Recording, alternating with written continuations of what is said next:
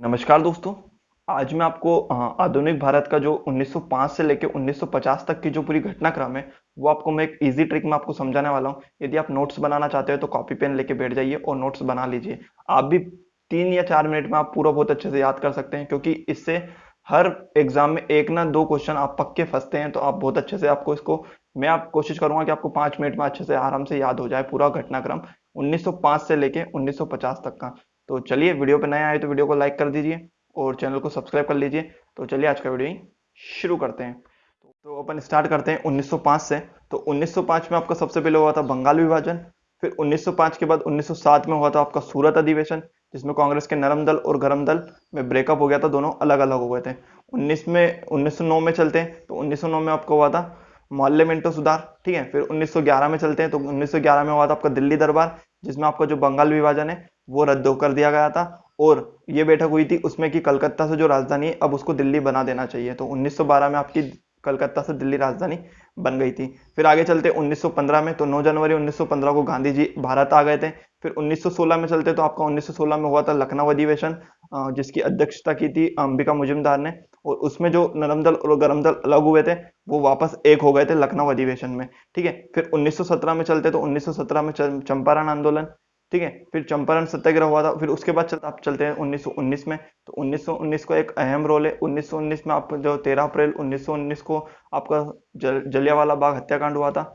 Montagu Chelmsford जो था वो हुआ था। ठीक है, एंड देन रोलेक्ट एक्ट था, ये हुआ था। और जो जलियांवाला बाग हत्याकांड हुआ था उसकी एक हंटर कमीशन आयोग तैयार किया गया था। जो जनरल डायर है उसने गोलियां चलवाई थी, पर हंटर आयोग ने उसी के खिलाफ, मतलब उसी के पक्ष में निर्णय लिया था कि जो जनरल डायर है वो गलत नहीं है, वो सही है। तो वो भी एक हंटर आयोग आया था। ठीक है, फिर उसके बाद चलते 1920 में। तो 1920 में आपका हुआ था असहयोग आंदोलन।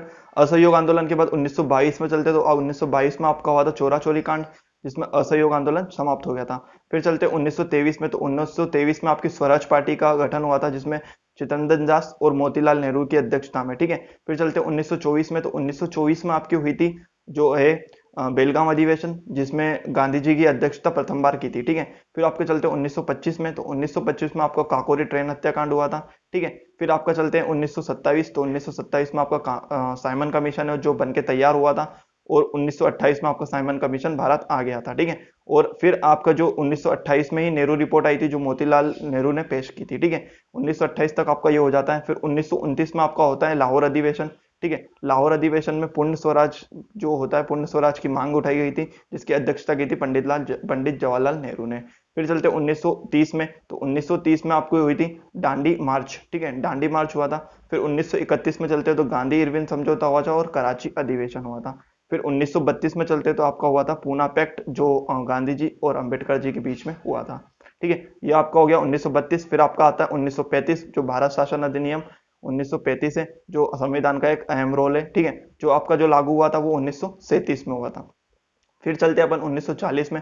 तो 1940 में आपका हुआ था व्यक्तिगत सत्याग्रह, जिसको अगस्त प्रस्ताव भी कहा जाता है। ठीक है, फिर चलते हैं आपका 1942। तो 1942 में आपका हुआ था भारत छोड़ो आंदोलन और क्रिप्स मिशन। ठीक है, फिर आप आगे चलते हैं तो 1946। तो 1946 में आपका हुआ था कैबिनेट मिशन। तो कैबिनेट मिशन में 1946 में आपका आया था कैबिनेट मिशन। कैबिनेट मिशन में आपका 13 दिसंबर है, 13 दिसंबर को आपका उद्देश्य प्रस्ताव हुआ था, जो पंडित जवाहरलाल नेहरू की अध्यक्षता में हुआ था। और ये उद्देश्य प्रस्ताव अपना आपका संविधान की प्रस्तावना बना। ठीक है, तो अब चलते हैं 1947 में। तो 1947 में आपका 3 जून को माउंटबेटन योजना आई थी।